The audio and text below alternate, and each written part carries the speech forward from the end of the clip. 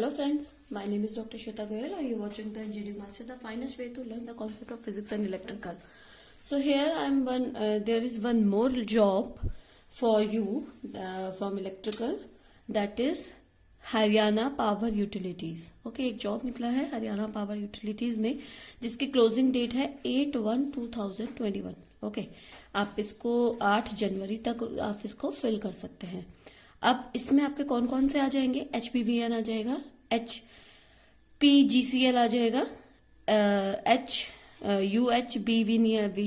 BVNL आ जाएगा, एक आ जाएगा आपका DHPVN. ठीक है, ये सब हरियाणा के हैं, हरियाणा के पावर में निकला है. इसमें आपको जो एलिजिबिलिटी है वो है आपका GATE engineering test 2019 and 20. Okay, जिसने 2019 में गेट दिया है और 2020 जिसने गेट दिया है, दोनों इसमें एलिजिबल हैं. ठीक है, तो आप दोनों ही इसमें भर सकते हैं जिन्होंने 2019 और 2020 में गेट दिया है. तो अब first of all Haryana Vidyut Prashasan Nigam limited. Okay, ये आपके कौन कौन से हो गए? HPU आपका हो गया, हरियाणा पावर यूटिलिटीज में क्या क्या आता है आपका? एक आता है HPPVN, that is Haryana Vidyut Prashasan Nigam limited, Haryana power generation corporation limited, Uttar Haryana Bijli Vitran Nigam limited, दक्षिण हरियाणा बिजली वितरण लिमिटेड. ठीक है, तो मैं यहाँ पर आपके लिए, क्योंकि ये बहुत बड़ा ऐड है, इतना बड़ा आप ना पढ़ के मैं आपको मोटा मोटी चीजें बताती हूँ जिससे कि आप एलिजिबल हो जाएंगे इसको भरने के लिए.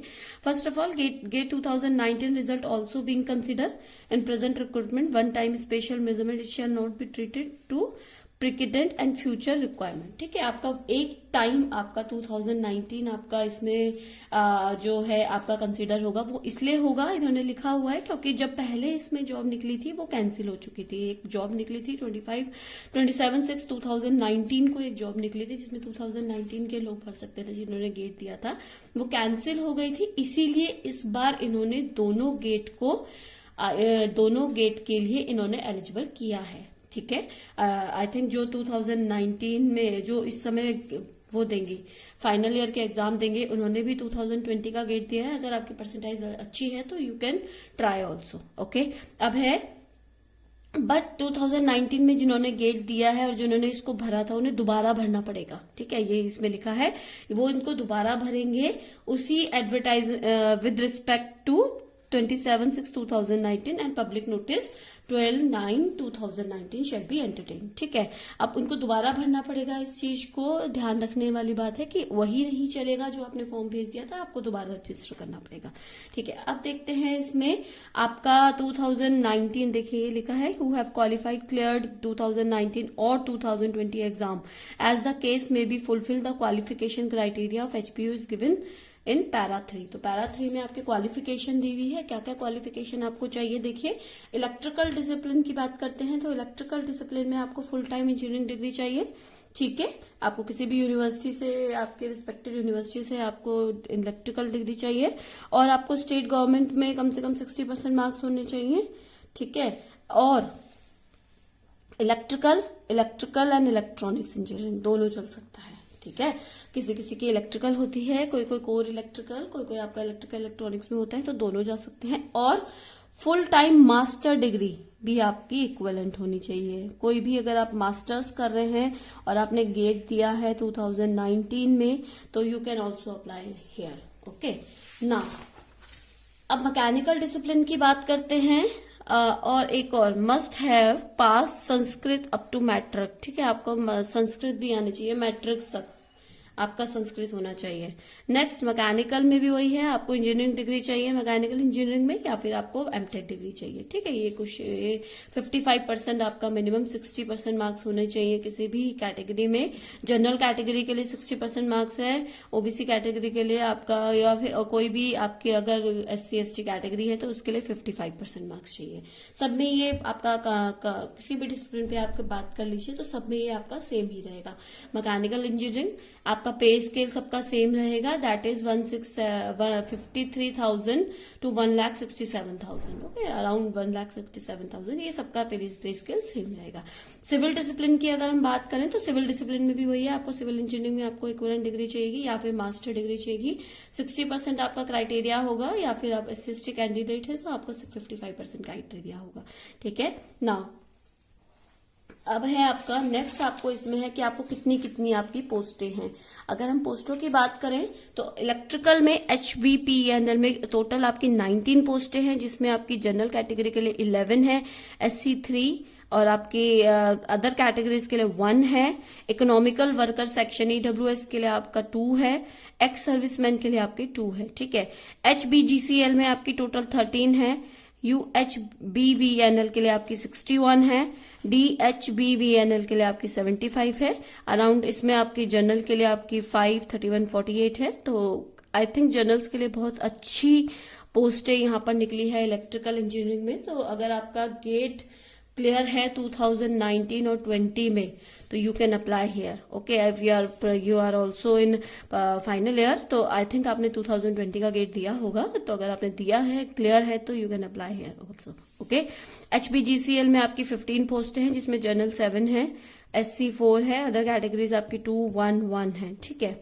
नाउ सिविल मैकेनिकल का है ये, सॉरी मैकेनिकल। इलेक्ट्रिकल के लिए आपकी टोटल 168 पोस्टें हैं, मैकेनिकल के लिए आपकी 15 पोस्टें हैं, सिविल के लिए आपकी 18 पोस्टें हैं टोटल। हर डिपार्टमेंट में आपकी अलग अलग पोस्टें हैं। ठीक है।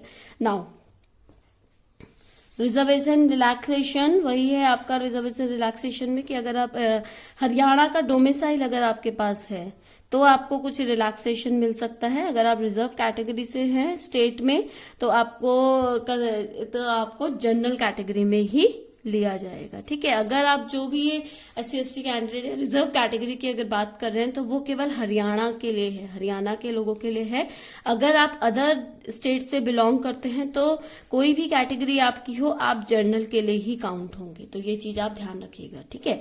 तो ये आपका कोई भी इसमें नहीं चलेगा। ये लिखा है candidate belong to reserve category of state other than Haryana shall be consider as general category candidate treated against unreserved vacancy. Okay, तो ये चीज आप ध्यान रखिएगा। अगर आप अदर स्टेट के हैं तो आप केवल जनरल के लिए ही अप्लाई कर सकते हैं।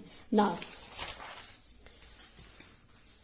निगम कॉरपोरेशन कैंडिडेट अगर हैं आपके, अगर आप निगर कॉरपोरेशन कैंडिडेट हैं हरियाणा पावर यूटिलिटीज के, तो आप डायरेक्ट अपॉइंटमेंट के लिए assistant engineer is also required to qualify the corresponding paper 2019 and 20। अगर आप किसी में वर्कर है, अगर आप कहीं निगर कॉरपोरेशन में या फिर आप कहीं पे काम कर रहे तो भी आपको गेट देना पड़ेगा। आप डायरेक्ट अप्लाई नहीं कर सकते, आपको गेट देना ही पड़ेगा। 2019 और 20 का आपके पास गेट का आपके पास होना चाहिए। ठीक है। नाउ अगर आप इलेक्ट्रिकल से हैं, आप गेट की तैयारी करना चाहते हैं तो मैं आपको अपने ही मेरे ही चैनल पे आपको बहुत सारे इलेक्ट्रिकल के लेक्चर्स मिलेंगे, आप वहां पे देख सकते हैं। ठीक है। Upper age limit relaxable for ex military person whether he join military service before after declaration the emergency. ठीक है, आपके लिए नहीं है। Reservation of freedom fighter will be applicable only if the quota reserve of ex serviceman backward classes remains unfilled the extend due to not availability of suitable ex serviceman. ठीक है।